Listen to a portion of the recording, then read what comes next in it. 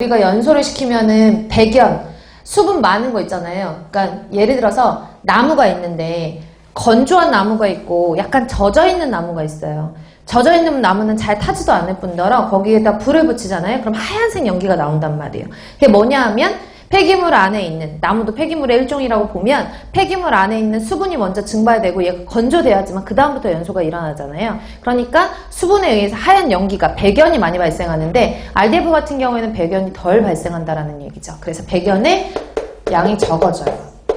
적게 생성해요.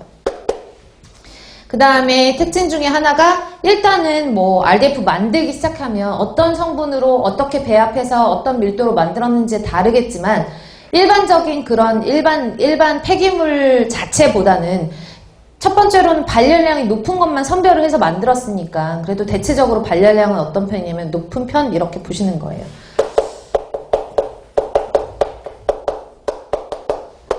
이렇게 보시고 그 다음에 속스 어때요? 적게 발생하죠? 그쵸? 속스가 적게 발생하니까 대기오염이 적어져요. 왜 그래요? 확 먼저 선별했잖아요. 그쵸? 선별을 잘 해야 돼요. 그리고 소각을 했을 때 소각제도 적게 발생해요. 소각제. 왜냐하면 뭐 조절했으니까? 회분 조절했으니까. 그래서 회분 조절하고 황염소 이런 것들 조절을 했기 때문에 잘만 만들면 뭐 이런 식으로 특징들을 가질 수가 있는 거고요. 대신 단점이 있어요. 이게 나중에 전용 보일러가 필요하다고 그랬잖아요. 그쵸? 전용 발전 시설이 필요해요. 전용 발전 시설이 요구된다라는 거. 그만큼 시설비가 어때요? 많아지고요. 시설비가 높고요. 전용이라는 말은요. 어느 정도의 전문가가 필요하다는 얘기예요. 그래서 숙달된 그런 전문가가 필요해요. 그래서 숙련된 기술이 필요하다라는 것도 단점이에요. 왜냐하면 일반 연료랑은 다르게 이거를 선별을 한 거기 때문에 성분이나 조성이 일정하게 맞는다고 하더라도 좀 달라져요. 그러니까 그때마다 우리가 운전 온도라든지 조절을 해줘야 되는 거예요. 그러다 보니까 숙련된 기술자가 필요하다는 게 단점 중에 하나고요.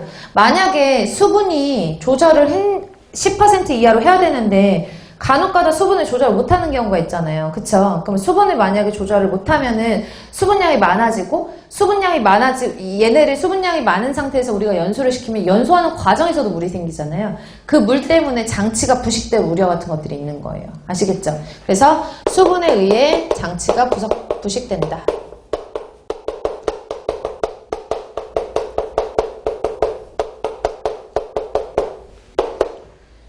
그 다음에 얘네는 질문할게요. RDF 같은 경우에는 유기성분이 주성분이에요? 무기성분이 주성분이에요?